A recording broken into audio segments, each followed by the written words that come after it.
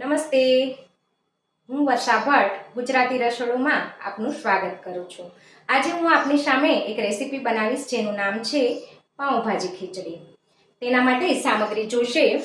આ ખીચડી બનાવી છે એ 1 વાટકી ચોખા અને અડધી વાટકી દાળ છે, જે મિક્સ દાળ લીધી છે, ચણાની દાળ, અડદની દાળ, તુવેરની દાળ અને ફોતરાવાળી મગની દાળ।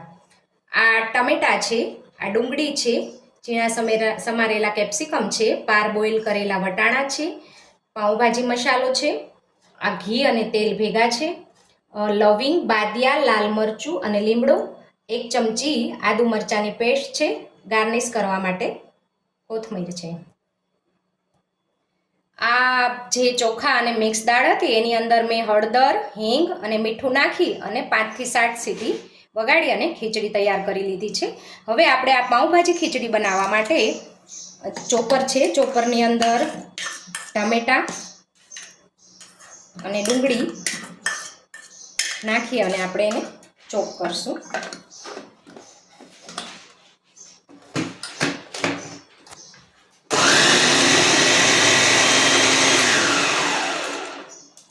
પહેલા મારી સામે એકવાર રાખ, પછી પાછું આપણે હંમેશા પાઉંભાજી ખીચડી બનાવીએ તો બાળકો પણ ખુશ થાય।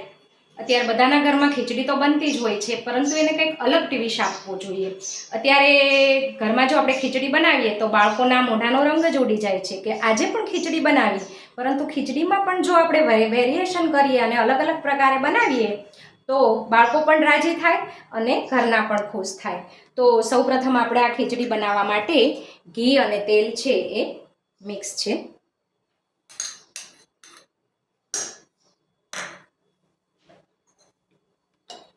બાળકોને એકને એક વસ્તુ ગમતી જ નથી, એને રોજે કંઈક નવું જોતું હોય છે।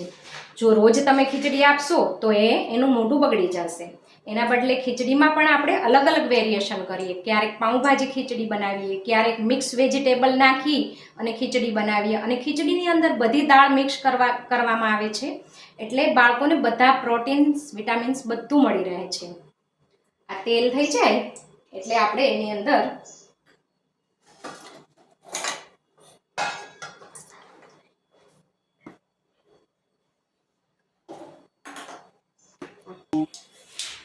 આ તેલ થઈ ગયું છે, એની અંદર રાઈ, જીરું, લાલ મરચું, લીમડો, લવિંગ, બાદિયા, થોડી હિંગ નાખશું અને આપણે જે આ ચોપ કરેલા ડુંગળી અને ટમેટા છે એને નાખી અને હલાવશું। ખીચડી છે એ આપણી પરંપરાગત વાનગી છે। 2 વસ્તુઓને મિક્સ કરી અને ખીચડી બનાવવામાં આવે છે। પહેલાંના સમયની અંદર આખા મગની ખીચડી બનાવવામાં આવતી હતી। હજુ પણ ઘણા બધા એરિયાની અંદર રોજિંદા ભાણુંમાં જ ખીચડી બનાવવામાં આવે છે। જેમ કે કચ્છની અંદર તમે જાઓ તો રોજે લગભગ બધા, મોસ્ટ ઓફ બધા ઘરે તમને ખીચડી જોવા મળશે। 2 મિનિટ સુધી આને સાતળવાનું છે, થોડું તેલ છૂટું પડે અને ડુંગળીને ટમેટાં, હવે એની અંદર જે આપણે લસણની અને મરચાંની પેસ્ટ બનાવી છે એને નાખવાનું છે, એને પણ હલાવી અને સાતળવાની છે।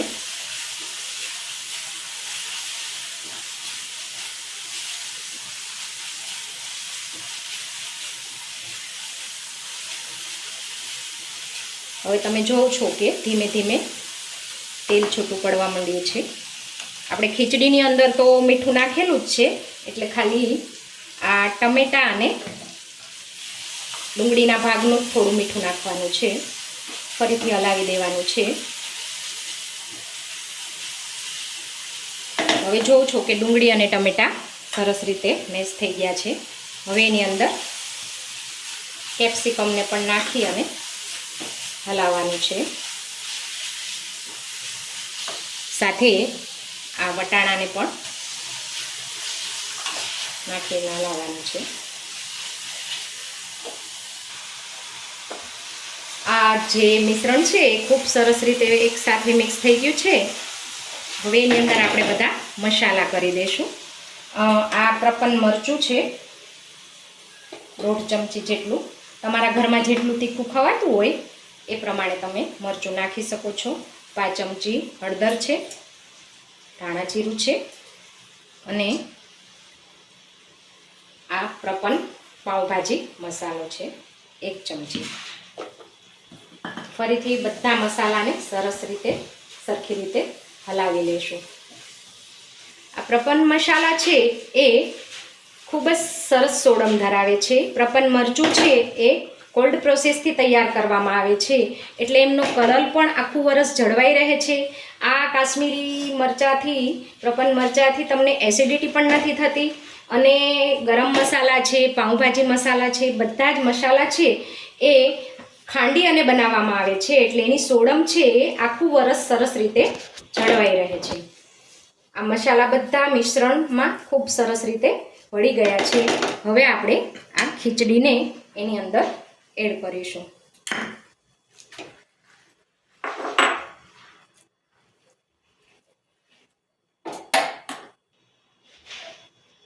આ મિશ્રણની અંદર ખૂબ સરસ રીતે ખીચડી છે મિક્સ થઈ ગઈ છે.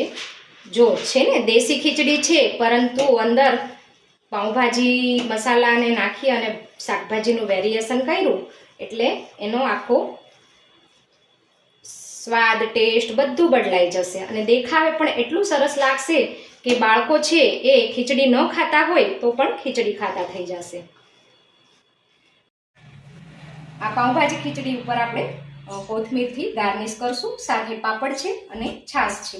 આવી સરસ ટેસ્ટી મસાલેદાર પાઉંભાજી ખીચડી મળી જાય તો બાળકો તો ખુશ જ થઈ જાય. અને છેલ્લે ખીચડી હોય અને ઘી ન હોય દેશી, એવું બને તો દેશી ઘી નાખી અને આ પાઉંભાજી ખીચડી આપણે સર્વ કરશું. તો આજે તમે પણ પાઉંભાજી ખીચડી ચોક્કસથી બનાવો. આ પાઉંભાજી ખીચડીમાં મેં પ્રપન પાઉંભાજી મસાલાનો ઉપયોગ કરેલો છે. આપ પણ જો આ પ્રપન્નના કોઈ પણ મસાલા ટ્રાયલ માટે ખરીદી શકો છો. એના માટે વેબસાઇટ છે www.prapan.in. Thank you. આભાર.